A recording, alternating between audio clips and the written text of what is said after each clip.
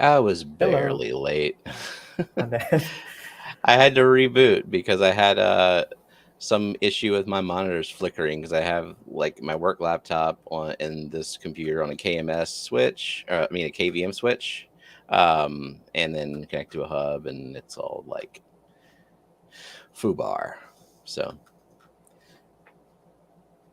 might be because I'm pushing the limits of it too with two 4K monitors on it. oh yeah, that you didn't tell me that part. Like the two 4K monitors might be a bit.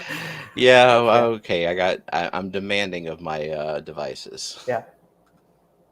If you I want to want. run two 4K monitors, you need the the actual like you need to have a docking station for that that handles it Yeah, and a laptop.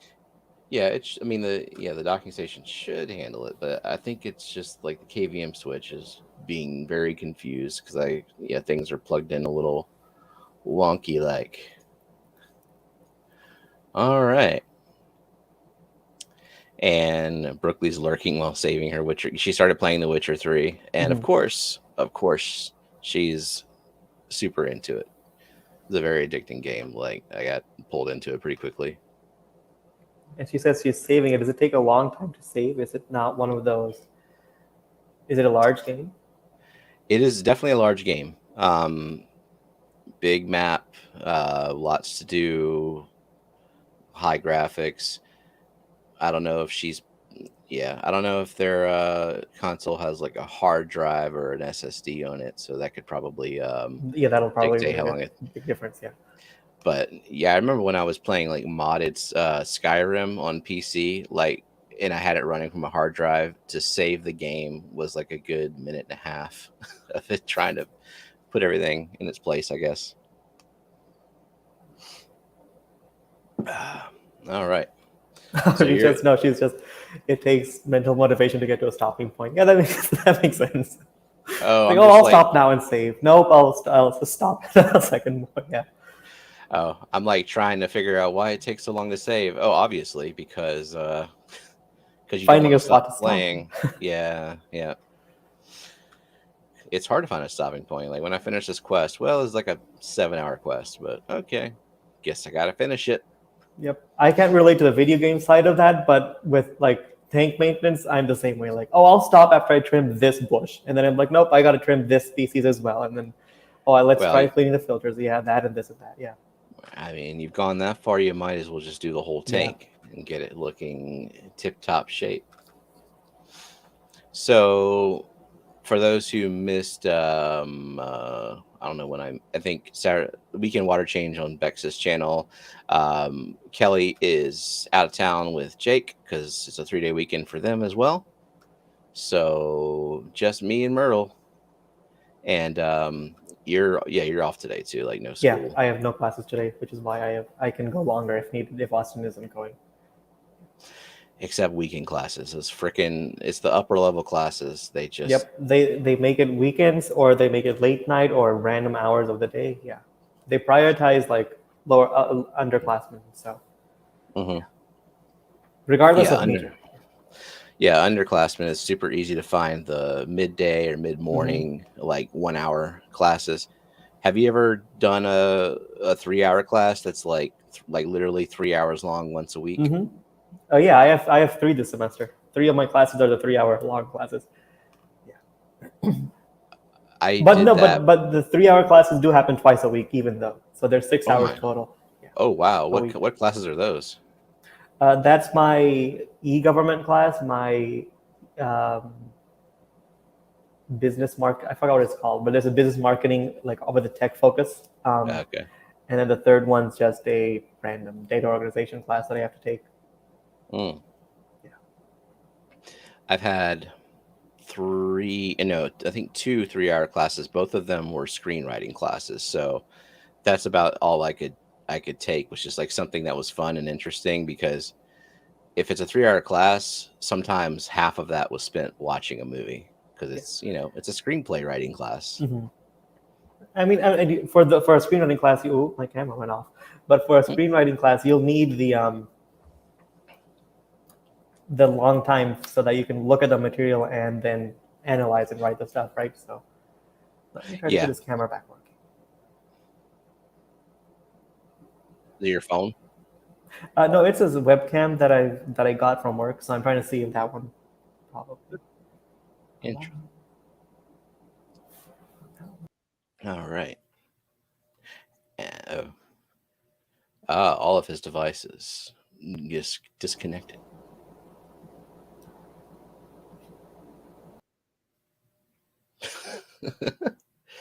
Okay, I'll give him a second. I'll wait till he appears on camera and then I'll pull him back up. It like it kicks you off panel if you don't have a mic or a camera plugged in. You're required to have one. You can't just be a vegetable on a live stream panel, I guess, according to StreamYard. Not my rule. I'm okay with vegetables on stream. Just a lot of dead air. Well, while he is getting that sorted out, I'm gonna go pull up some pictures that I took of a disaster tank that I don't show often. Oh, this was a tank that Brookley helped me. Well, basically, she did the scape. Like it was all her back in May 2022, and it's an amazing scape. It's just one of those tanks that I don't spend a lot of time next to. So it's also very high light and lots of nutrients. And so it's kind of volatile. And if you neglect tanks like that, they can go south really fast. It still looks good, like from afar, but it's not, it's like not well maintained. Like it's not what you would expect of a high tech scape like that. When you get up close to it, you can see all the issues with it. And if you look at the rocks are not supposed to be black. I guess I should probably actually share some pictures.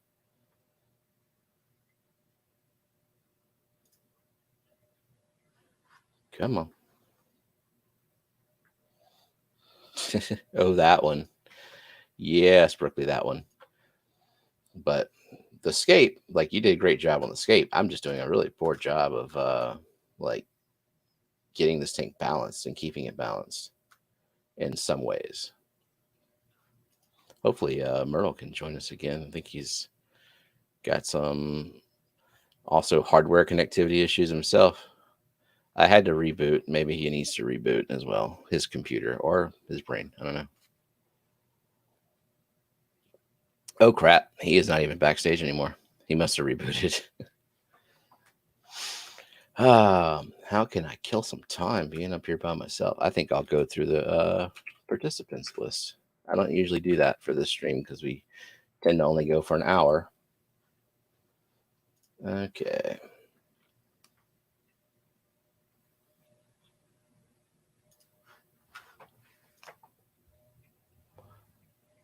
Let's see. Renee says, I bet you can never look at a movie and enjoy it the same way. That is not true because the movies that we watched in screenplay class are not the movies that I typically watch. This was film snob nerd people that watch old ass shit and admire the cinematography. And I'm like, when does Iron Man appear on screen? The first screenplay class I took was focused almost entirely on Stanley Kubrick, like starting from his movies from the 50s and 60s. The Killing, I think, was one of them. I'm sorry, I don't. It's boring. It's so boring. It's so old and boring. The acting is so weird, and yeah. Okay, I think I'm Welcome back. back. All Yeah. right, did you reboot? No, I just unplugged the camera multiple times and then, yeah. But apparently now I'm a headless, bodiless head. So, yeah. Yeah, I was talking about screenplay class and how one of them was just like Stanley Kubrick. Tommy says Kubrick is amazing. He's done some great movies. The ones from the 50s, I'm sure for the time were really good. I just cannot sit through. People had a less expectations for for managing their time or like respecting their time, so movies would go long. and not a whole lot would happen in stretches of time. Yep, there would be a lot of just very wide, long camera shots and like Yeah. points where there's no like advancement to the plot. Yeah. Yeah, and then the plot itself is a little flimsy and like I don't know, not high stakes enough. Where Mm-hmm. I'm more like, nah, the universe at least needs to be at stake. Like, where's Thanos? you need some, you need a calamity to be happening that actively needs preventing. Yes, preferably one that is futuristic or fantasy based. Mm-hmm. Um, Oh yeah, Jenna said I think Steven took me one of those late night film classes as a guest. We watched a Woody Allen movie. That was the advanced screenwriting class my senior year. Yeah, there was, but yeah, it's that kind of stuff. It's I don't know. I don't want to call it hipster, but back in that time when I was in my 20s, I was like, yeah, these are hipster movies. Um, but I mean, I like Full Metal Jacket. It's a Mm-hmm. good movie. I've seen a poster for them. I haven't seen the movie, but I've seen the posters. So like in one of my art classes, we had a poster. Like we had movie Mhm. posters all around, so I remember seeing that. See, art class, art, Mm-hmm. right? I don't. The movies I watch are not art. They are purely entertainment. Okay. So were you able to hear me before you rebooted? I was talking about the tank. I got to the point where you read Brooklyn's comment, where it was, oh yes, that tank, yeah. And then I just Hmm. after that I lost everything. Okay. Let me present.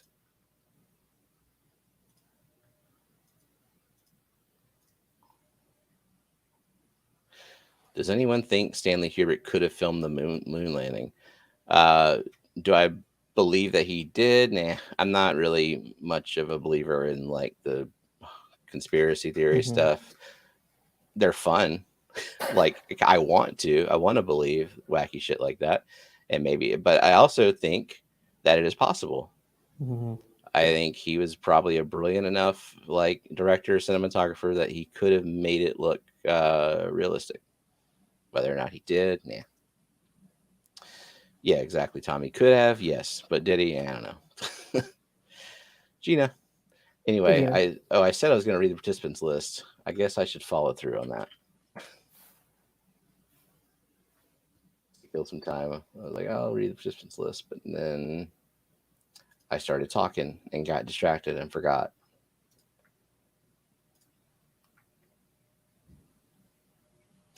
Great first look at that scape. I know, Brooklyn. We filmed it, um, like we were gonna publish it to her channel, and then like just other stuff happened, and we forgot all about it, and then like the scape changed so much that it is not a good representation of the work that she did at all on that scape. So real quick, hello to Aquatic Moose, Beck's Fish Room, Big Cat, Big Shrimpin', Bionic Bigfoot, Brooklyn Bell, Craig's Catfish Cave, Crypt Keeper Aquatics, Dee Fin Den, Eric Wyrock, Fishing Outdoors with Lando, Fishfam Link, Gina's Reef, Greg's Planet Tanks, Jeff Kane, Jenna P, Liquid Zoo, Mirk T, Myrtle Sing, Mystery Snail Gardens, Only Oscars, Renee DeQueer, Scotty the Fish Freak, Sketty Nona, Silver Creek Aquatics, and Bipolar Fish Keeper. All right. And Gina's back to lurking. Let's see if I get bombarded by customers now that I'm listening to a stream. Yep. That's how Yep, it you goes will. usually. Hmm. Okay. So it's a lot of neglect, but Mm-hmm. also I neglect other tanks equally and they don't have this problem. Like, for example, the plant farm. If I neglect the plant farm, it's less of like green spot algae on the glass and like nastiness like this, and more just like, oh crap, the plants are Overgrown and exploding. yeah. Yeah, and there's barely room for fish to swim. And I am running. I use the par meter with these lights at full blast. It is together with the lid. It's 125 par Wow. directly under each of them. a fair bit amount. Yeah. Yeah. So, I mean, what would you say that's too much for this? I mean, looking at the center of the tank, you don't have much going on in the center, so you're definitely going to see a whole bunch of green spot algae on the glass because there's nothing to stop the light from hitting the glass directly. Like with plants Gotcha. that are causing flow, like there's enough plant material to get indirect light on the glass, so you're going to see less of that algae. And Mm-hmm. with that open substrate in the center, with that direct light hitting the bottom, you're going to see some filamentous algae just like settling on it or some and stuff. Gotcha. Yeah. So I would Gotcha. dial it down a bit, like maybe keep one of the lights higher, but dial one of them down, because the only things I don't even see anything in this tank that would need such high light. Maybe the Yeah. Samolas, but it's one of those finicky plants that, yeah. Cool. So we're thinking the same thing because that's exactly what I did. The lights Mm-hmm. now, instead of peaking at 100, I kind of went drastic with it, and they're peaking at 45 now. So Yeah, that's that's totally fine. I don't see anything in there that would need like triple the amount of what you have right now. So based on my testing. Like like when you dial down these lights percentage wise, it's almost directly correlated with par. Like I had 100 par at the substrate in my 90 gallon, and at full blast on the FX, I mean the 3.0. mm-hmm. And then if I dial it down to 50, it was 50 par at the substrate. Oh, so If that's I good. dialed Yeah. if I dialed it down to 25, it was 25 par at the substrate. So it's a good metric of knowing, like, so you don't have to Yes. pull out the par meter every time or rent it or borrow it from Right. someone to So just yeah. rely on the percentage of the 3.0. Yeah. Mm-hmm. So it's like 125 par at the substrate at full blast. I dialed it down to 45, so that's like 50 something, Roughly, but yeah. with nice even coverage over everything. So I don't know. I don't know if I should just, like, as kind of a drastic measure, dial it down even more to like Uh, 25. I would say, well, no, I wouldn't. If you see light hitting the bottom of the tank, like it's bright, it's as bright as it is around the mid range. You don't need to dim it down anymore. But if Hmm. you see that the light is, if you still see algae growing at the bottom part of the glass, then dial it down a tiny bit, but don't dial it down so much that your plants are getting leggy trying to reach the light. So 45 for now. Let's leave it for a couple of weeks, see if the algae on the glass returns. If the algae like on the plants is still there, we can look. That's probably something else that's causing it to happen. Yeah.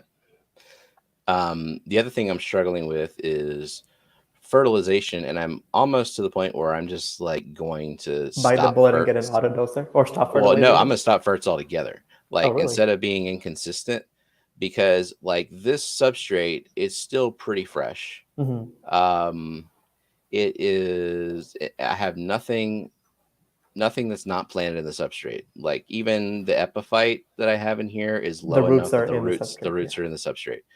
So, and then this up here in the top left just came uprooted, and I replanted it. So I'm thinking just kind of see how because I always have nitrates. Like when it's time to change the water, I'm usually at 40 ppm nitrates in here. So it's not starving for nitrates. Mm-hmm. I don't know if it's starving for micros. I don't You'll see be able anything to on tell the once you stop fertilization. If the leaves start curling up and stuff, you'll figure right. out that there's some other deficiencies. Yeah. And I know it's not starting for potassium because when my GH boost powder always has potassium in it. It's always got Mm-hmm. potassium in the water. And my tap water has 2 ppm of phosphate, which is gonna be plenty, Fairly high, yeah. plus the food that you put in there. Mm-hmm. So One more thing I'm that might be causing like even if you stop fertilization, you'll notice that the front center of your tank, that substrate is completely exposed, so nothing's eating away at that. Like nothing's actively using the nutrients in there, so that could be leaching out in the water. So you'll probably want to put a carpet there at some point. That's a Like good point. when the substrate ages, it'll be fine to remove it because Hmm. it's not pretty. It's like it's just pulling stuff and not leaching as much. But if it's a fairly new aqua soil, it's going to leach anywhere that's not covered by plant matter, and there are no roots in there to eat it up. What would you consider fairly new? Like this is over a year old, but it hasn't really It's broken still down. new, I would say. Yeah, because Yeah. like I have substrate. My stratum in that tank has been in there since 2008, 18 or 19 something, and it still is fair. Like it's still strong, and like you can tell it leaches nutrients even if like you don't fertilize or add root tabs. Like I only add root tabs to plants where they need heavy fertilization, like any swords or stuff like that. So, speaking of leaching substrate, changing your water chemistry, right? Mm-hmm. In my other aquasoil tanks, KH goes down until I do a water change, because it's The actively. aquasoil will take up out the hardness. Yep. However, It doesn't do that in this tank. what I didn't think about, sinew stone It is is not a very is not non-inert rock. right, and so in my water, in a non high tech tank with no CO2, it's not an issue. KH does not move because my KH is already 7 6 7 degrees, Mm-hmm. and pH is 8. If it's going to dissolve the stone, it's doing it such minimal, unnoticeable levels. However, in this tank, this is the only tank in which I have a non-inert stone with CO2, and the CO2 dropping the pH below 7. And so it is that pH drop is affecting the stone in addition to the The aqua substrate, soil. yeah. And you would think, with like, I would measure my KH and it would be the same or lower, but in fact the KH, as I measured last night, it just occurred to me to measure, the KH is 9 in this, and that was right before the water change. So if after a week, my KH is going up a couple of degrees. Mm-hmm. It's just there. It's just there's so much serious stone in the tank, and Yeah. that the aquasoil can't pull it all out. And yeah, that doesn't necessarily aid the aquasoil any faster though, because it's just No, but what I'm wondering, that if it's the increase in KH is affecting the bioavailability of all the nutrients, and so when I do fertilize, at least the carbon. Yeah. yeah, like, so when I do put liquid ferts in there, I feel like maybe algae is more able to take advantage of it faster than the plants can because of the additional buffer. Yep. And and then I do a water change, and it's just constantly going up and down, not by a lot, but just by enough that, with that combined with my neglect, is causing a more pronounced issue. I don't It's know. the constant up and down of the parameters when you're doing the water changes, and then it just rises up by the next time you do the water change. Does this mean that maybe I should not use this kind of stone? Like, maybe I should replace it? I generally go with inert rocks and aquascapes where I have but I know it's going to be one of those needs to be balanced tanks. So if I know a tank has a potential to be very parameter wobbly, I will not use stones like serious stone. I'll use something inert. But Yeah. if you can find a way to keep the serious stone and just increase the CO2 a lot to the point where it's not affecting. I mean, it's a big piece of serious stone.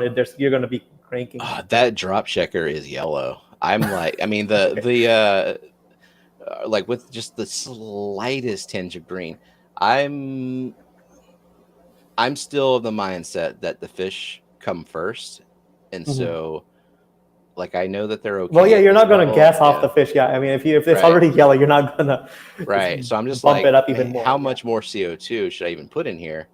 And then, like, if the CO2 goes up more, then the water gets more acidic, and then it dissolves more of the stone, right? And it's just a vicious cycle. It's going to keep going. Yeah. Yeah. So that's unfortunate, because I really like the look of it until it started like growing Algae. Oh, God, what do I have? I have claudiphora, I think, in here. Some black beard that stays short because the Siamese algae eaters, I think, care more about that than the claudiphora. I don't think they touch the claudiphora at all, in fact. But we can try something. This isn't going to fix the KH issue or anything. It's going to make the stir stone look better. What you can do is, the next time you have the tank drain down really low, just take I've said this to Scotty before as well, but boiling water. Just boil water up as much as you can and put it directly on the rocks. Just like move the plants out of the way and make sure they're in the water so that the plants are not directly getting boiling water. and then just drip the boiling water wherever you see like heavy algae. And it doesn't matter if it gets into the water, because as soon as the boiling water gets into the water, it's just going to cool down quickly and the fish aren't going to be affected. So just spray the rocks with boiling water and any other equipment that you have that algae on. Like how much boiling water? Like a mug? I mean, I find that easier to heat up. Just like put a whole mug of water into the microwave for a couple minutes. Once it comes to a rolling boil, just pull it out, and then with like a pipette or something, or like a turkey baster if you don't want to burn your hands too much, just like put the water on until you see it go. Like it'll go instantly red. All the red algae will turn red. So your blackbeard will instantly turn red. Staghorn, blackbeard, I was using hydrogen peroxide, but to do that is like a constant thing. It doesn't kill it in one go. Instantly, you have to give it a couple squirts of peroxide. Mm-hmm. And then I get kind of paranoid about that because like how much peroxide you're dumping in. I try to do less than 1 ppm. I mean 1 milliliter per gallon of the tank, just because I'm paranoid. I know that you can technically do a lot more, and I've also seen like the 1-2 punch. I think at some point it started off using 4 milliliters per gallon, which is just that's a lot. I don't know the millimeter conversion or anything, but in my 30 gallon, the maximum I do this is with high flow and a 50% water change after 15 minutes. I do 12 tablespoons of peroxide. Like I have a table, I just put 12 tablespoons into the tank and then just like make sure the flow is raging. And so that's 15 milliliters in a tablespoon, and so 15 times 12 is 150, 180 milliliters. So that's 6 milliliters per. But it doesn't hurt the fish or all, because I take it all out. I cut it down by half and by a 50% water change. So I guess I try to err way more on the side of caution beyond. But that's only when I'm doing like a full tank dose. Otherwise, like if I'm spot treating or anything, I don't even measure. I just pull out like a cup of something and then I just fill it halfway.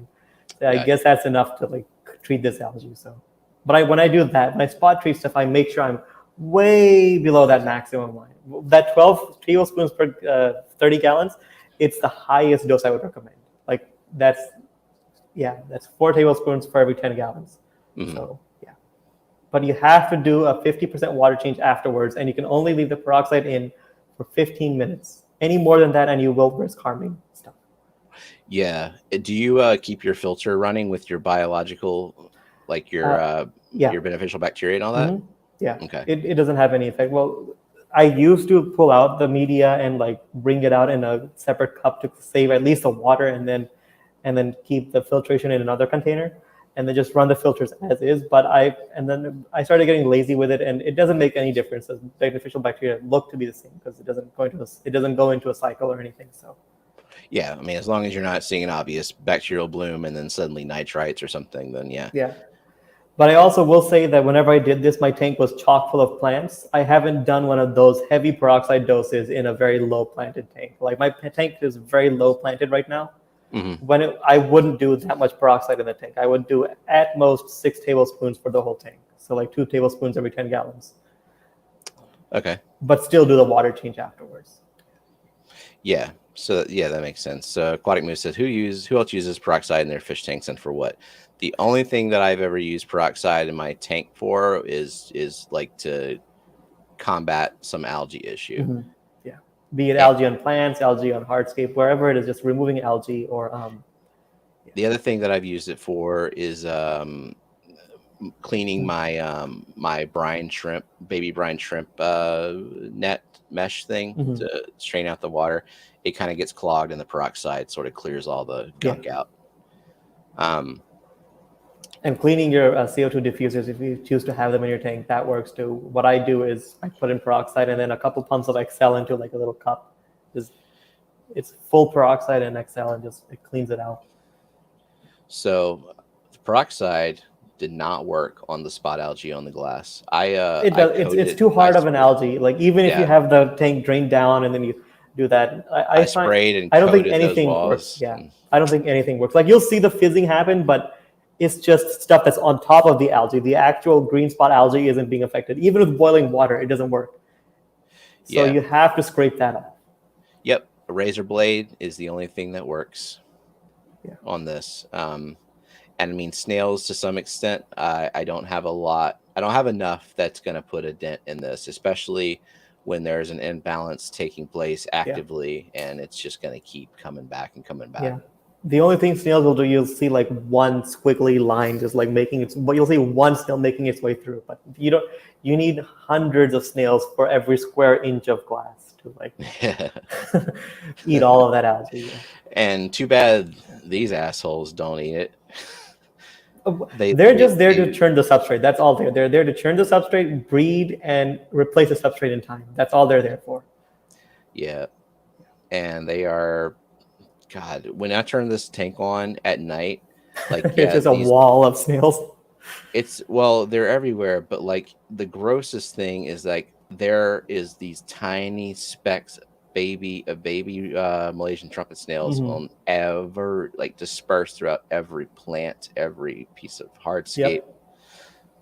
It's gross. I don't know if there's a way to reverse that other than to remove all of my other livestock and just literally starve that tank for as long as it takes for them to die. I mean, that could work. The other thing I've seen some people like, this is a very drastic measure, but CO2 like CO2 apocalypse, that works. But I was gonna say, remove all of the substrate, completely dry it out, and then put it back. Well, unless you have more substrate, then add new substrate and start the tank over with that, and just put the plants back in the fish.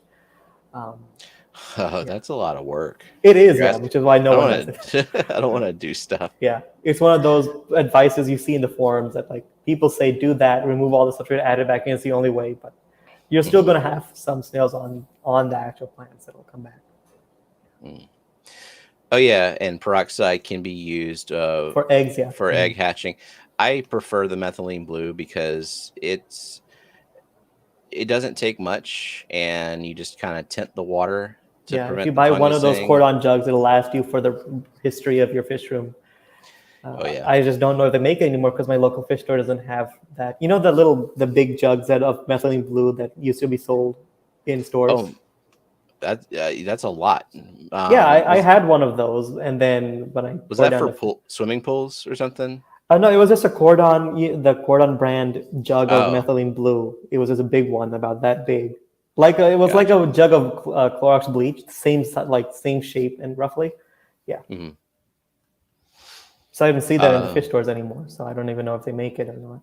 I have like that size, and that'll still last you because you only need like a drop or two for like a whole breeding container. I don't see myself. I even like gave Brookley a good bit of it too, and I'm like, we're never gonna run out of this. I don't think. Let's see. Window liquor number 5. What kind of water change schedule is this tank on? That's a good question too. I should have asked that earlier. Ideally, it's on a weekly water change schedule, and I've been doing 60-ish% water change on it. Bump it up to 80 and try to do it every week. See if, because you did say you have high nitrates in the tank. So here's why I haven't bumped it up. Well, I would probably need to go and I would probably need to do just like back-to-back water changes, which I do on my tanks often with no issues. Like, because my water is clean and the parameters match enough, and all my fish just get excited when I do like double water changes on those. The reason why I haven't done a larger water change at a time on this one is just because there is a black marble angelfish in here. And he's getting kind of tall. So it pains me to see him have to like lay down. Yep. Just because I need to do a big water change because the tank needs to look prettier, That's why it's like I wouldn't do that first. Yeah.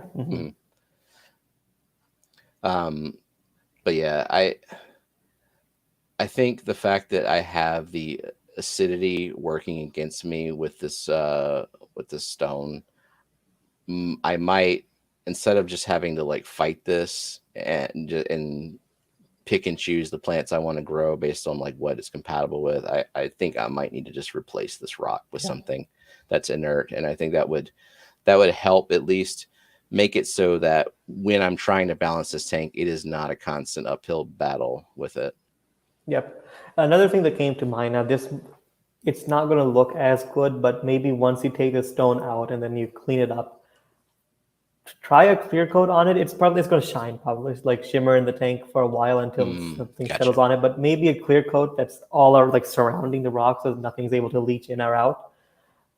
I haven't tried that ever before, so I'm completely curious to see if it's going to be a shiny little pebble in the tank, or is it going to like mat out when stuff grows on it. But try that maybe before you try another rock.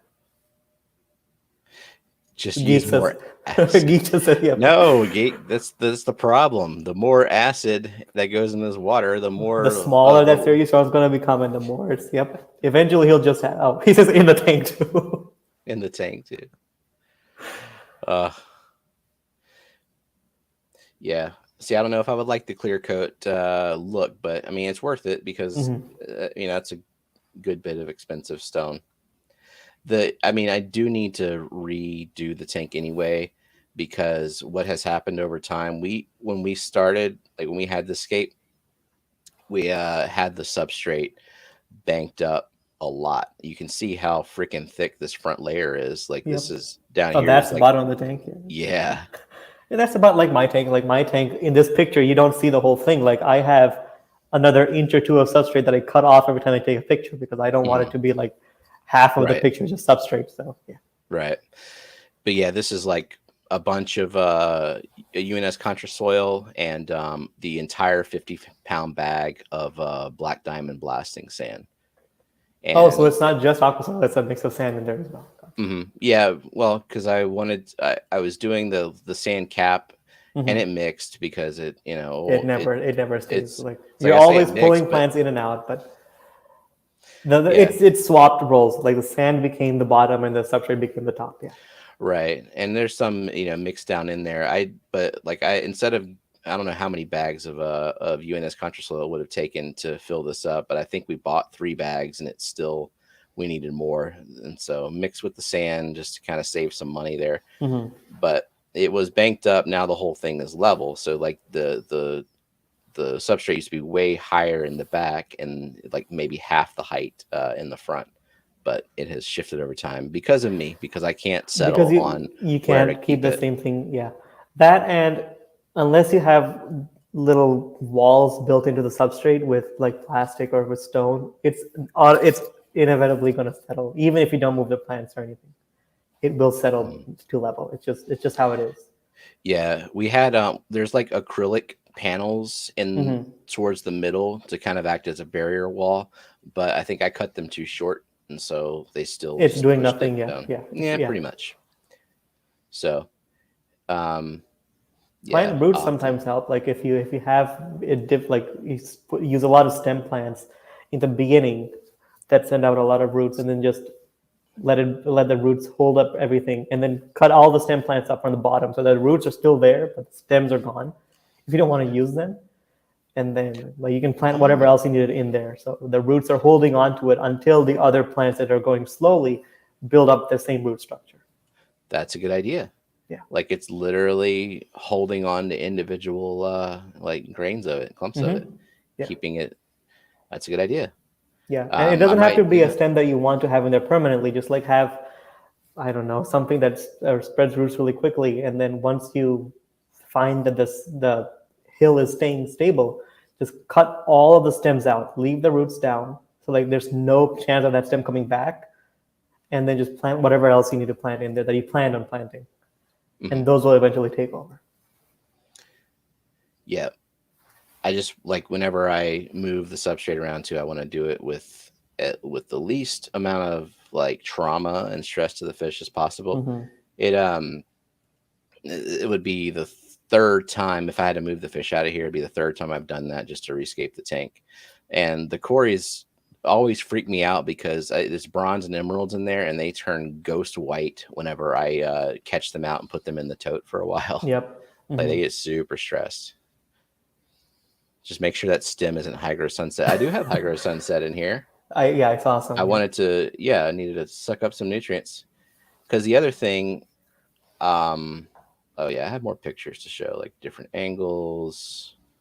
And you can see the algae a little bit better on that. Yep, in this picture. Yep. Yeah, like because from afar it's like, oh, it's not a bad scape, and then you get up and like, ooh, okay. All kinds of nasty crap going on That in Apana here. game is doing pretty well though. Like I'm seeing nice new leaves. It is, yeah. Yeah. And look, the auto sync is helping. Resting up. Yep. Let's see. I see some more. I think I see some more questions. Yeah, so Gina said, I think methylene blue is discontinued. We use it for incoming fish, and the boss bought a whole case 2 years ago. That should last a lifetime. Mm-hmm. Plastidip may work for that. It does. Plastidip is kind of fragile though, and if you have a fish that likes to rasp on things, it will It's gonna flake probably, up. Yeah. yeah. Crack and flake. Yeah. Yeah. Let's see. Tim said try on a small piece, see what it looks like. Yeah, I have a good bit of it. Window Liquor said was frequent water changes, maybe a less amount, but more frequent help. I think it would probably help. Well, I guess kind of take out some of that KH, but I don't like the idea of me having to replace water just to keep the parameters in balance that often. Like most of my other tanks are balanced well enough that the only thing I have to deal with is overgrowth of the plants themselves. So that's where I want to get with this tank, where when I haven't maintained the tank in a while, all the only thing I'm dealing with is overgrowth, and perhaps some stems got leggy because they got shaded out, which happens. Assuming pygmy cories will slurp up CPD eggs for breakfast, yeah. Yeah. Definitely. Let's see. Cody V. Anyone ever have any luck with dropsy? One of my gouramis isn't doing well after my return from camping. He's in erythromycin now. Hopes are not high. Yeah, what Mike said. Dropsy is more of a symptom. It's often an indicator of a severe infection or internal organ failure. And if we're talking gouramis, There's it's not. It's much. not looking Yeah. good. No, unfortunately, I'm sorry. Especially if I've it's had to one of deal with the it. dwarf gouramis that you see in PetSmarts, like if it's those species, the Trico Master, that line of gouramis, Yeah, it's not gonna. Yeah. that's right. Let's see. DD said it's Dragonstone inert. I believe so. Yeah, I have it. I love it too. Like I've got it in the Cryptscape, and once the crypts actually stop melting and recover, the algae in that tank has kind of gone away, and the only thing that I have in there for algae control is some auto synkless for like the soft algae and the Siamese algae eaters, which will eat the staghorn, but they will not eat The bases of like they'll not eat the flat algae, and then they also want to eat the pretty. base of the staghorn, so it'll come back from wherever it was growing. Yeah, pretty much all the algae that is currently in this tank, Siamese algae eaters will not touch.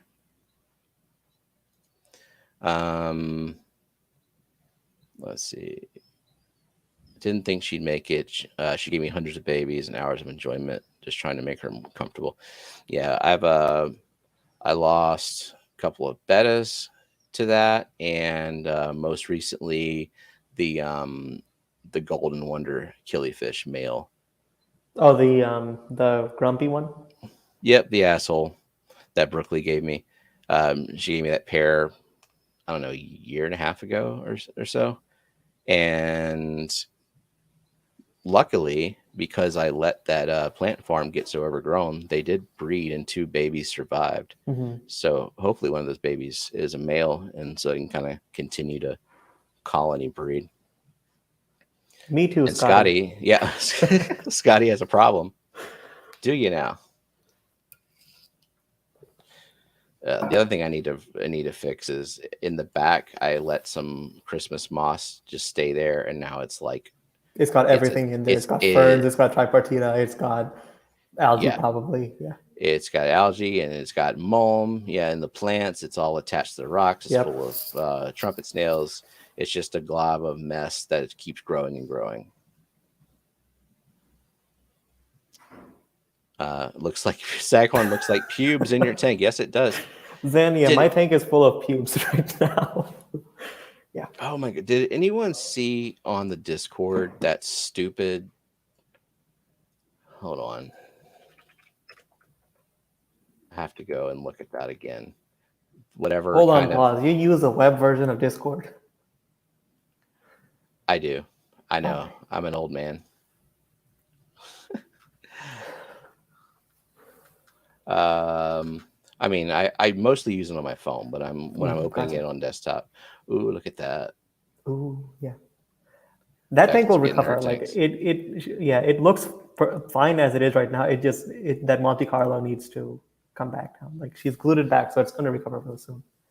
Yeah, and she's gonna she keeps these tanks immaculate, so Mm-hmm. it's like putting in that effort to keep the tanks clean, like ensures their success. Yeah. Let's see. Here we go. Oh, This yeah. this crap. What is so Caloglossa beccarii It's on a tree basically leg. algae. That's what it is. And then Yeah. someone's selling it on a tree because it's a fancy form of it. And yeah. I like how it says instant escape.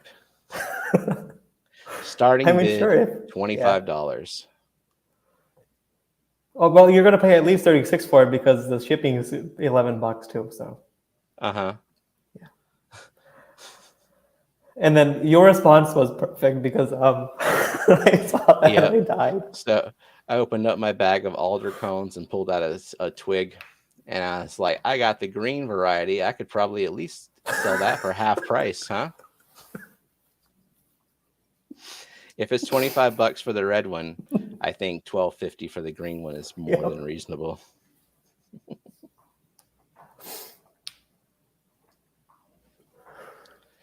Okay, so and then Mike says reminded him of something he pulled out of his bathtub drain.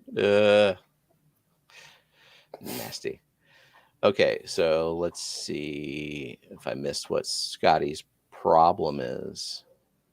Oh yeah, let's yeah. Oh, my bubble counter thingy is out of water. I can't get the cap off.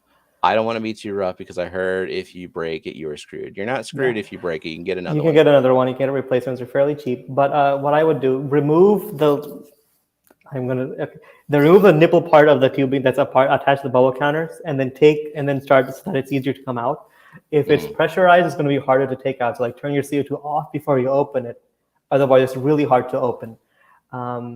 If your hands aren't working, you can use like a wrench or a wrench, and then just with soft use paper towels to just don't grip the glass tube part with the wrench. Use your hand, hold that in place. There's a fly that's been bugging me. Sorry. Did you get it? Yep. Nice. First time. Mike said mine is empty 90% of the time. I only fill it after I fill my cylinder to verify flow rates after a fresh fill. Yeah, I mean, if you've got a good regulator and you've dialed it in and you're not messing around with it, then it's good.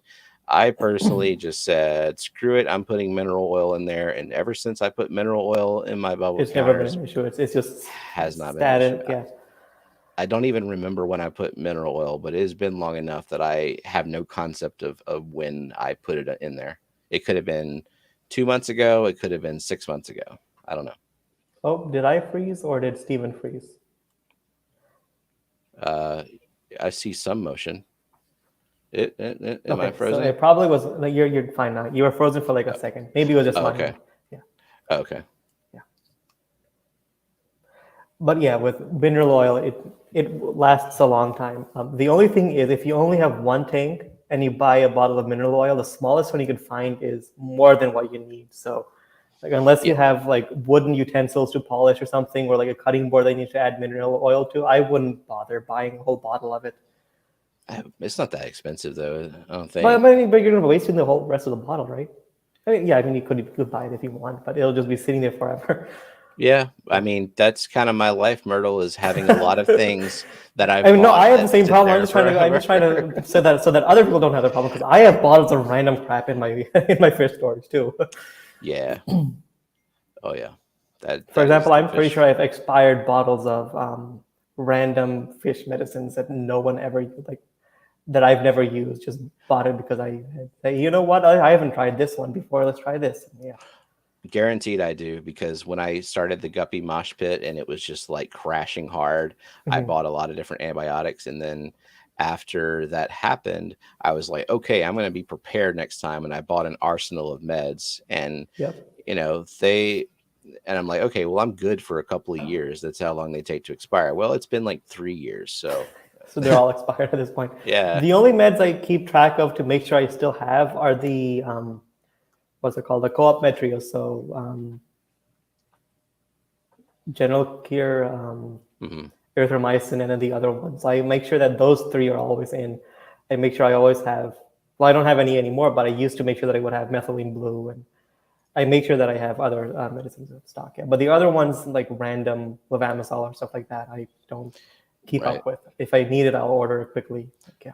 I think I have like kanamycin and furin 2. I don't, do they even sell furin, whatever it's called? The furin 2? I don't think that well, I've seen like it come up in forums once in a while, but I don't think I've seen links to it being listed somewhere in a while.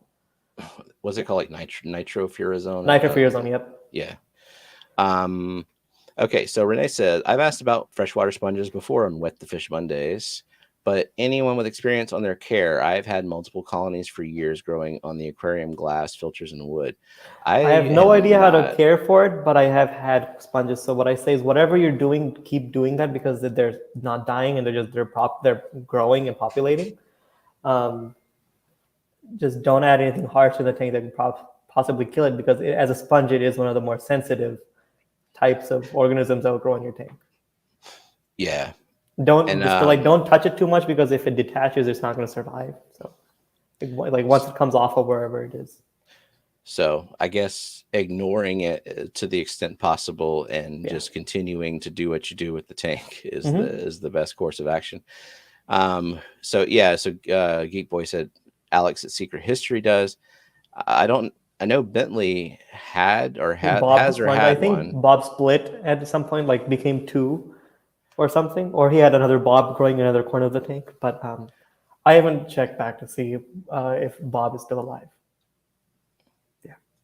Yeah, and I don't know if he was accidental and he doesn't necessarily know a lot about sponge care, but it's just like staying alive or not. Like I don't think he's ever. Never seen a video. I've never seen him post a video on Mhm. freshwater sponge care. And But I wouldn't post a video on freshwater sponges just because I've had it too, because it's not going to be a very informative video. It'll just be saying, "Oh, I've had this sponge. Here's what I did to get it grow." Nothing. So like, I mean, you'd yeah, be doing better than some people posting care guides on fish they've never had yep, before, and just like taking Google because like, oh, yeah, this one will get clicks and views because it's a popular fish that I've never owned. yeah. Which that type of mindset I'm completely against. Like, if you're making a video about like, because you can validate the information you study to Yeah, make that fish. Like you could have just gone to Google and say, here's how to care for, I don't know, ember tetras or something, but you never having an ember tetra. What if it's a completely different ember tetra? Like that tetra species is completely different from all the other tetras. I'm not saying it is, I know it's not. But what if it was completely different and needed something very specific to survive? You will never know that by just looking at the internet. You need to have that fish in your care to know all the exactly, quirks. Yeah. exactly, and that like I'm not against people making videos Hmm. about stuff that they're not experts on because you can use the caveat of like in my experience Yeah. this is what has worked for me Like with from what my I've water, found. Yeah. right? But if you can't even say that, Then then how credible is a video? Right. Yeah. but yeah, that's I mean, and I'm sure freshwater sponges are not like something that people are like clamoring to buy, so it's Hmm. not a super popular aquatic pet. So it would be if someone is doing some content on that, it'd be a nice, unique, niche thing to do. Hmm. That and the freshwater jellyfish. Oh yeah, who had that? Bex had those, right? Yeah, Bex had them just appear in droves yeah, randomly. and then they all disappeared or something. So I Well, wanted some of those. Yeah. she freaked out as I would too, not knowing what the hell that was and where it came Uh-huh. from. But then she did have one left in there, and I think it just Oh kind yeah, of it disappeared. fizzled out. Yeah. But it's like yeah, it's hard to figure out how do you keep those alive when you don't even know how they were alive in the first Or what place. they Like, are like, because I right. googled them after she said she found them. I couldn't find much about them. Like I found maybe one link about them existing, I didn't find any information about them. But Yeah, they were I super cool. was. They were like really tiny, and yeah. Yeah. And when she sent that footage to me, I was lucky enough to have been. I was at Triple Crown at the time, and I was standing having a conversation with Mitchell Broom, Bentley Mhm. Pasco, and Dan. And so I just handed the phone to them. And even still, I think They all Mitchell, nerded out over it because they. yeah, Dan was like, "Oh my God, what is all that?" And Bentley was like, "She needs to keep it." And Mitchell Broom was like, "Oh yeah, freshwater jellyfish." And yeah, but I don't think it was ever determined like where the hell they came from. Mhm. But I want them. Uh, I will set up a yeah, jar just for those, or like that a would tank. be Yeah, God. That would be yeah. so cool. Tanganyika, is that where they come from? I could see that Tanganyika, very high mineral. Yeah. Mike Sorry, said, Nathan, "Is your there?" comment killed me. Wait, what? Nathan said he had that. uh Messing with Myrtle's lungs, Nathan. Had a great white shark in with my neon tetras once, and the tetras bullied the shark. So in my experience, you can't keep sharks with neon tetras. Yeah. Well, at least the conclusion is still correct. Yeah. Yeah, there. Mike B says there are more than one Mike here. There's two Mikes in chat, and there's Yeah. like, There's all things fish, Mike, and then there's Hugh. Yeah. yeah. Um, and yeah, that's right. And I talked to Gina about it later at Triple Crown. She said the freshwater jellies only stay in the Medusa phase for 2 to 3 months. When Steven showed me, I said, I think they came on plants. That's right. That's right. Still crazy. Just absolutely crazy.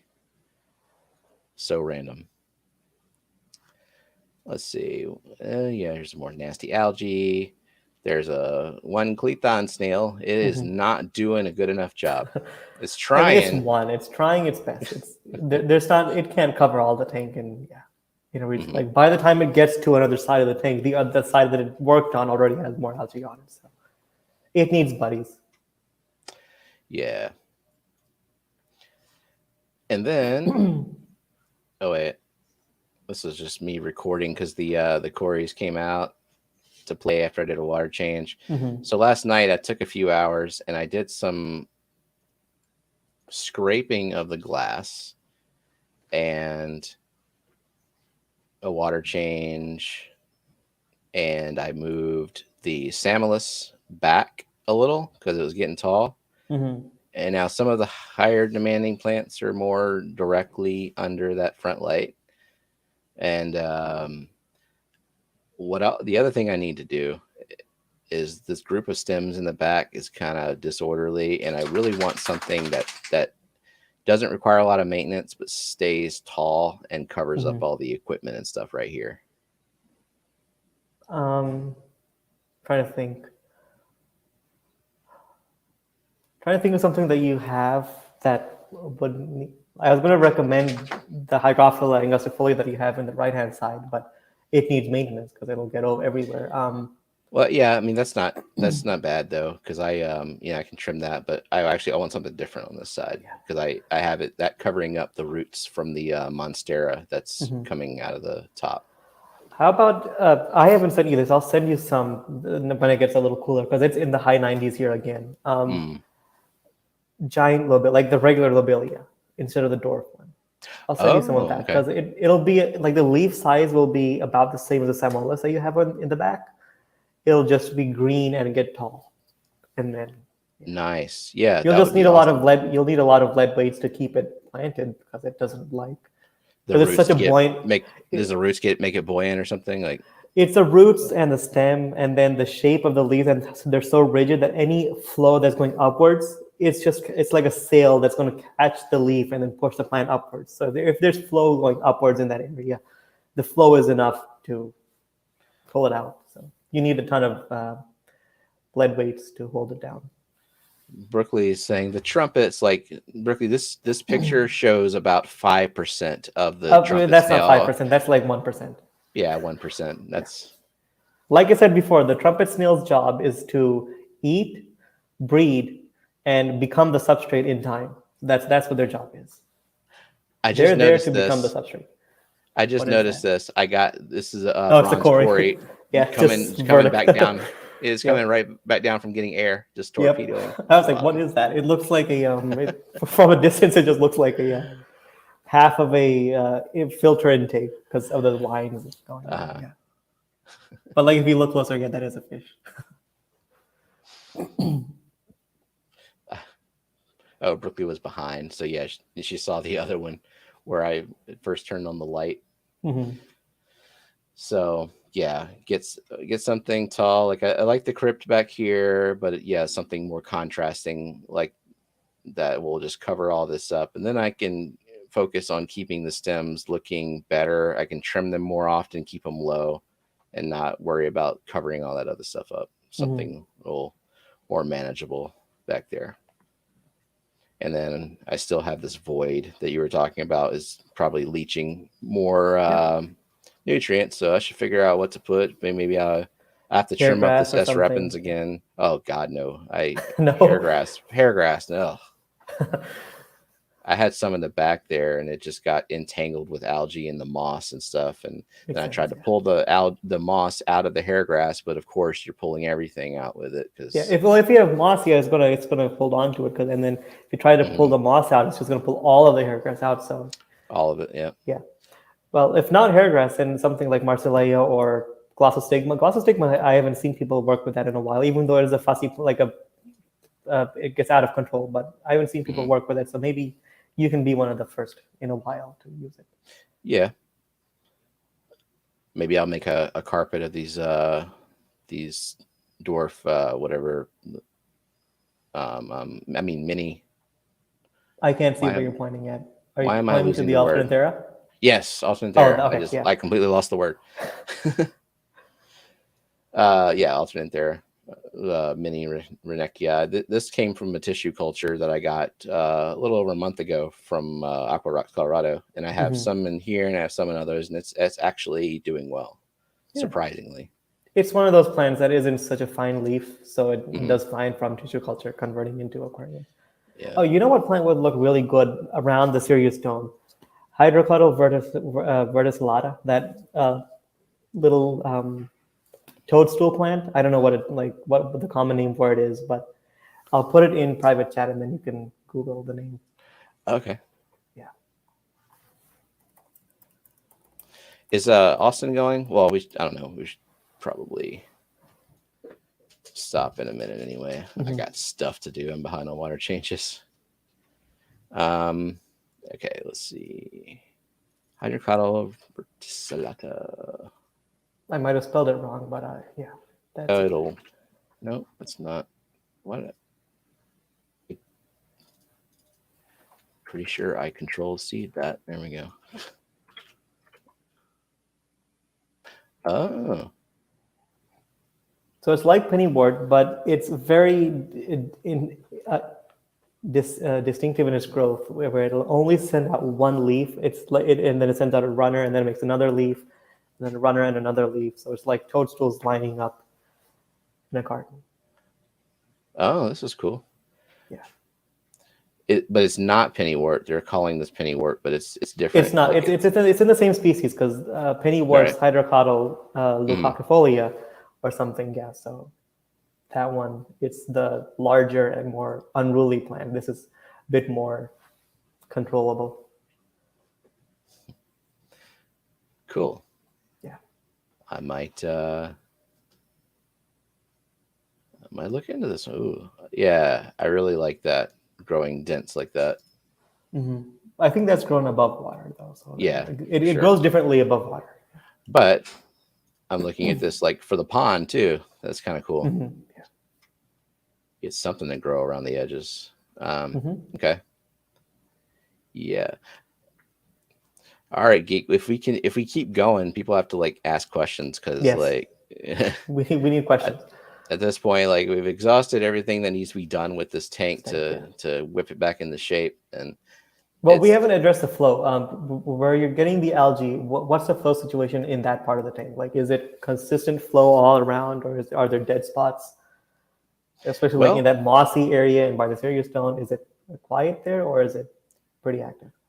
I You know what? I bet the flow isn't that great over here because we have the spray Hmm. bar. The spray bar is pretty much Just going spraying straight forward, and then it's becoming a straight loop. forward, hitting the glass, and then coming back. But I bet it's not.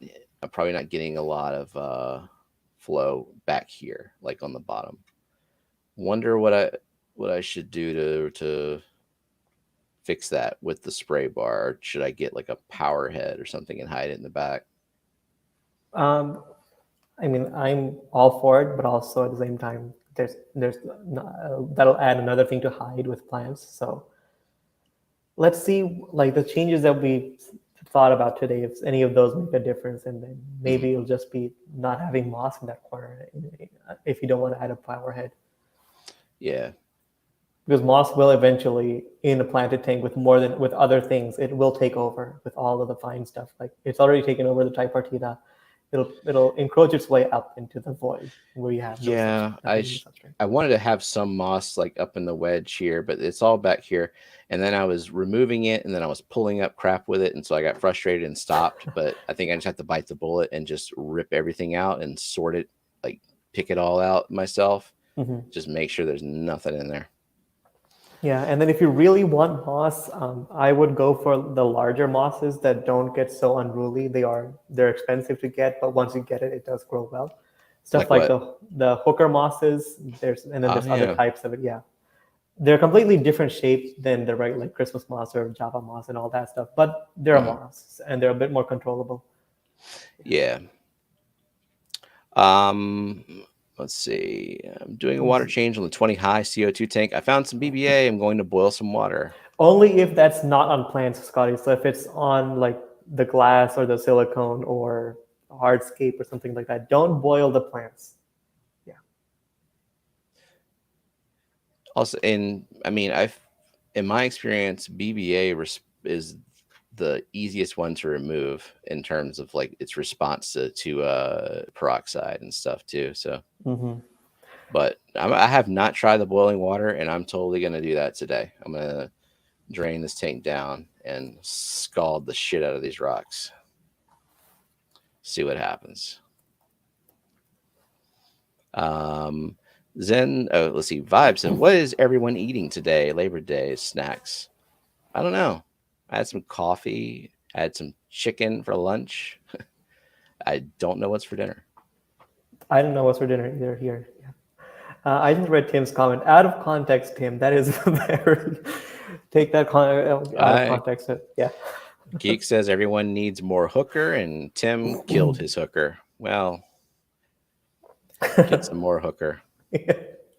I bought some kind of $20 moss that's similar looking to hooker moss from Mm-hmm. Grant and Shelby, and it was nice. And then I was like, I got lazy, procrastinated, didn't know where I was going to put it permanently, so I put it in the plant farm, and then the plant farm did plant farm things, and that hooker moss or whatever it was, $20 moss Yeah, I is know what you're nowhere to talking. be It's a little bit found. smaller than the hooker moss, right? Yeah, that one. Yeah, forgot the Yeah, name of it, but it's a complicated name, yeah, and I don't think it had a common name.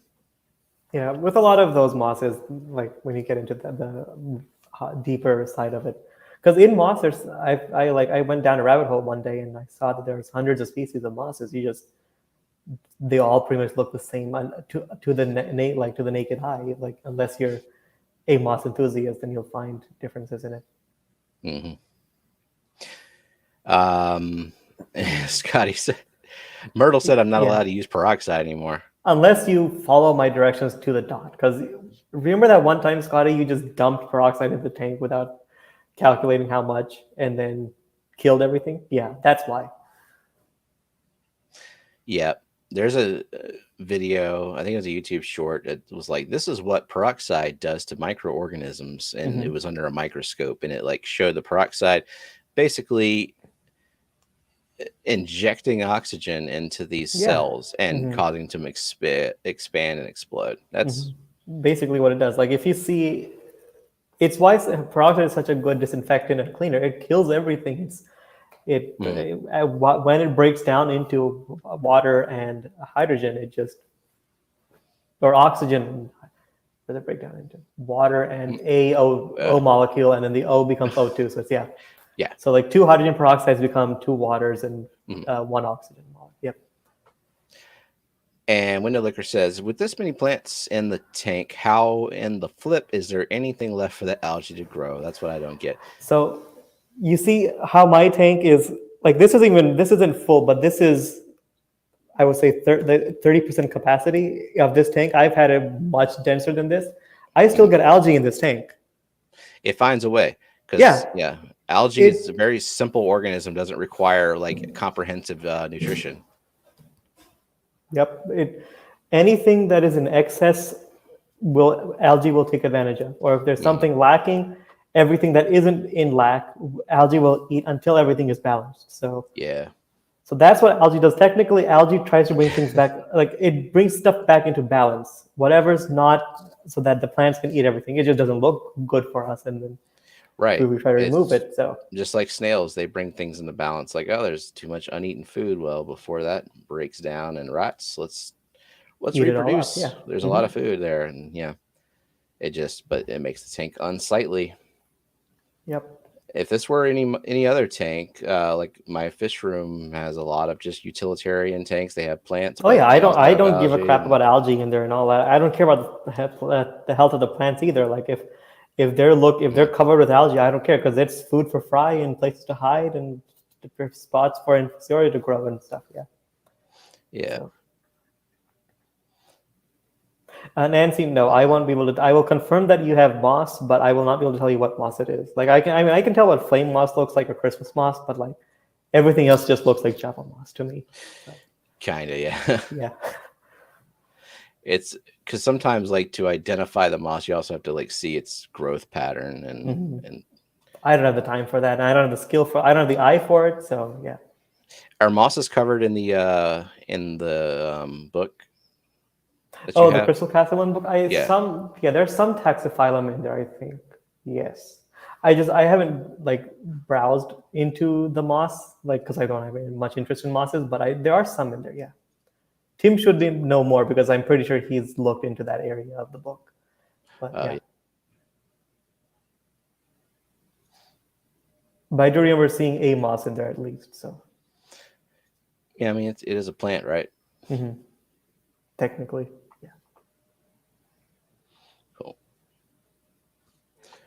Well, I don't see any more questions, so I think I'm gonna go and drain this water and dump some boiling water. Right? It needs to be boiling water. Yep. Once it comes to rolling, boiling, you like see this, Scotty. Turn it up, like if you have the turkey baster, once you fill it up with boiling water, just turn it up like really quickly. Or use something smaller. If you have a really big turkey baster, it's gonna come out. So. You can also get the no drip tips for turkey basters too. Like it's like a little rubber thing put in there. Oh yeah. Which can help. All right. Well, Scotty has a guest, so he can't go early. Well then, y'all just take a 45-minute break. Okay, so Geek, we're not putting that much boiling water that we're going to crack the glass. I'm telling him to put boiling water on the hardscape and everything. I'm not saying douse the glass with boiling water so that it just shears where the water line is. Like boil some water in your Pyrex and then dunk it into cold water instantly. Ice water. Yeah, we're not doing that. We know what. Before we leave, though, I did. Nancy, I do not hold myself liable for Scotty burning himself. He should know how to deal with hot stuff. Yeah, I wonder if I got a picture of this, because I feel like eventually... No, it's just a freaking video. Did I ever take a photo? Well, if not, you can describe it as well, if you can. Sort of. Okay, the silicone on the fringes. I was an idiot. This is the first tank from almost 4 years ago when we started fish keeping, and I was using the scraper too close to the silicone edges, and so I have that issue where the silicone is raised, and so there's just always going to be like nasty algae on the sides, and it's starting to bother me as well. Like this tank just It You feels can like the put some tank is boiling just water there, and that's not going to be a problem. Like you can for uh, that area, you can do it while the tank is full, and just like very closely, just like it'll take a little bit more honest. boiling water. But if it doesn't bother you too much, I wouldn't worry about it. It's hidden away. It's Yeah, not spreading. So yeah. no, it's like I just have a glimpse of it here. It's Mhm. literally it looks like that in the front all the way down on All both the way down. sides. Gotcha. Yeah, like it's kind of unsightly. But this is, I mean, what was this, like a 40? It was $1 per gallon sale of a Mhm. 40 breeder. Maybe it was $50 or something like that. And you know what you And this could do is if it really is a problem? Put trim on the side of the tank so you can't even see it. Out of that's what I sight, out of did with mind. the that's what I did with the 90 gallon that I built because it was my Didn't want first to see tank the I built. silicone job. I Yeah, did a I terrible did that too. job. I used black silicone for it, so you can see it like on the side, like it's not a complete straight line. So I just Hmm. put trim on the side of the tank, so you can't use it. So it looks like and it matched the side, like the top trim and the bottom trim. So yeah. Yeah. Oh wait, no, that no, And not trim technically. For the top, I had a mass like thick electrical tape so that the light doesn't like shine when the water's not up high. So I just use the same electrical tape on the sides too. Yeah. nice. Has anyone heard about Minfin peroxide I've med? heard about acetaminophen, but that's not really a fish medication. Yeah, No, it's a peroxide med, I believe. I don't know. I've never heard of that. It might All just be right. peroxide because peroxide meds generally peroxide doesn't like you can't mix meds with peroxide. I'm pretty sure it's just gonna break it down. Yeah, I mean, I would that's think what's. so. Like as soon as you put something in peroxide, it's a kind of like because if you put a stick of wood into peroxide, it immediately starts the deconstruction process of like the peroxide will break down too. Like the meds will break down, the peroxide will break down. It will be nothing. I Nope, could Gina says reseal she this tank. uses and sells Minfin at work. So if you could let us Oh, know what that is, yeah. yeah. Because I'm Has curious if how anyone you can mix meds in with peroxide. Wouldn't at least one of those things are going to break down. has anyone tried those Flora pins to pin mosses and epiphytes to sponge? Oh, are you talking about like stainless steel little U hooks? Yeah, you can make those yourself too. Just like Yeah, buy a Berkeley. stainless steel rod and cut them up and then bend it. Yeah. Yeah, or what Berkeley did, she had The little a hair or the plastic plastic. comb. Yeah, and then she cut like two prongs off at a time. Mm-hmm. Yep, that works too. Yeah. Mm. But for that, yeah, you can use anything to do that. Yeah. Yeah, Scotty, how much did you and burn yourself? it was painful, but it's done. Got to be Because you easier said it was way. painful. So, Yeah, just uh, don't have something that doesn't conduct the heat to your hand, or don't yeah. directly What I touch it. use is like if you go to a CVS or Walgreens, ask them for a plastic syringe to like take liquid medications and just take a couple of those and just use it Hmm. for your tank. I just have like a cup full of them in my tank that I use for various things. I have the ones that have the longer tip on them that's curved. Oh, I had one of those too, but then I found that it was a pain to like suck stuff into it because it's such a small hole. So it will like take forever to like fill it up. So I just use the regular one, and I don't Mhm. need it to be that fine of a spray. Yeah, Scotty, you Dwarf's don't need badge fire gloves carpets. for this. You need fire gloves. Get some Moose, yeah. the So go where you. forceps with a Yep. like a beaker and just. Oh, So yeah, you don't Gina need that. says yes. So it's hydrogen peroxide and peracetic acid. When the Oh, peracetic gotcha. acid hits water, it breaks down into more hydrogen Yeah. peroxide. It's a 1 hour treatment. Okay, Okay, so yeah, that it's makes sense. Yeah, so it's super. basically just peroxide and more potential peroxide. I thought you were talking about like peroxide with I don't know, flubendazole or like another med in there, something. I was like, that's Yeah. not gonna work. So yeah, So I guess it's peroxide that's somehow like more peroxide in a bottle than the max concentration of peroxide I think you can have is was it 12%? or something like that. Yeah, Yeah. before it starts exothermic, like breaking down so Hmm. much that it becomes really hot. Um, Yep. yeah, but Moose, you said dwarf edge carpets for the win. They If I you're should have okay taken a with picture it, with the tank, yeah, but Steven sent me some, and believe me, it gets like this tank is 18 inches tall. I had door sash that was looping around and coming back to where my head is, so that's 18 plus 12 plus another 9 inches, so that's what 30, 39 inches long. Do you think that's a carpet? 39 inches for one leaf. Yeah, that's not dwarf. Really. That's some fancy high pile carpet. Yep. Yeah. Shag carpet. Yeah. Yeah, I mean, I've had some under the right lighting conditions, like it doesn't grow tall, maybe Except for that one plant in the corner that will do that. So yeah. Mm-hmm. Like as soon as it's out of the optimal range, it's going to grow tall. And whatever plant comes out of that tall one will stay tall. It will never get short again. So you have to cut it off before that tall one started so that the short ones stay short.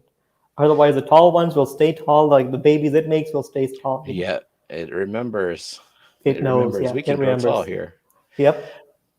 After the 1 hour, you neutralize it with the included neutralizer. I think it's soda ash, but not 100%. That makes sense. Yeah. So that doesn't break down into more peroxide, I guess. Yeah. Yeah, dwarf sage does not require CO2. It's doing well in Jenna's tank, but like you said, there's a few that come around and decide to grow tall, and I just pull those out. And it's not, the maintenance on that is not too terrible like it was trying to maintain it in a CO2 injected tank. It gets very dense. It starts growing on top of itself. It goes into places that it shouldn't go. Yep, it doesn't stay in the substrate. It starts growing out of the substrate. Yeah, it's not a bad plant by any means. Like it has its uses. It's just controlling it. Like there's so many other options that you could do instead of it. That'll just be a little bit slower, but they look pretty similar. So. Well, yeah, if someone said recommend an easy carpet that doesn't require high light or CO2 and grows super fast and will literally grow anywhere and everywhere and like make the densest carpet imaginable, then yes, that's what you get for sure. And I mean, maybe good if you're doing some kind of egg scatterer colony breeding type thing. Then yeah, you'll want it because it might work. It's so nice and thick, and then yeah. The fish themselves won't be able to go in. It'll just be the eggs and the fry. Yeah. Gina says, we actually eradicated velvet from one of our systems. I guess using that minfin, that treatment. Well, and she'll have minfin at her table at the clash. I'm intrigued. I wonder what happens if you like squirt some on algae. Oh yeah, I want to see that too. Well, I think it'll probably be stronger because the parasitic acid will break down into peroxide, right? So as soon as the first round of like if it stays on the algae long enough, it'll be like a quick double attack. I would assume, like depending on how fast the parasitic acid will break down into peroxide. Right. Well, I wonder. So you let it do its thing for an hour before you neutralize. I wonder what kind of effect that has on plant cells. Probably very harsh. I would assume, because since it's not just peroxide that's doing this first thing, it's the parasitic acid will come in after the peroxide has already weakened the plant. And also, peroxide sinks to the water because it's denser than water, right? So if you don't have flow, everything is going to sink instantly. So if you have like a nice, healthy substrate, it might, like if you dose enough of it, it'll just sink deep. It'll go into the substrate and then kill anything off from there. Ooh, yeah, that would be bad. You would have like unless you have like you need flow to like make sure it stays in the water column before sinking. Yeah. Yeah. But I'm sure like at the fish store, it's bare bottom. It's not a planted tank. It's bare bottom with just fish. Right. That's better for the fish because like they're like it's constantly going in and out. Like things aren't able to what's the word that I'm looking for? Like parasites, they have that, what's it called? Not germination. When parasites turn into eggs and then they like live in the substrate to become more parasites. Yeah, I'm not good with words today. So yeah, I forgot the word too. But yeah, if you have substrate, reproduce. Sure, let's go with that. Yeah. Assimilate. Yep. Yeah. So the gestation, there we go. They don't have the gestation periods in like they don't get a chance to do that in the substrate. If you have a bare bottom tank, like everything's been cleaned out. So yeah, it's invert safe. I wouldn't have suspected that, but that's cool. I would have thought it would be a little bit harsh on them because peroxide as itself is pretty strong on fish. Like if you don't have movement, the movement's in the gills, right? So I guess it's just like the duration of the treatment.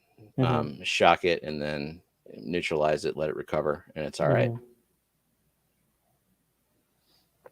But that's interesting, yeah, because I would not have assumed that we would have other things than 3% peroxide in the fish hobby. Yeah.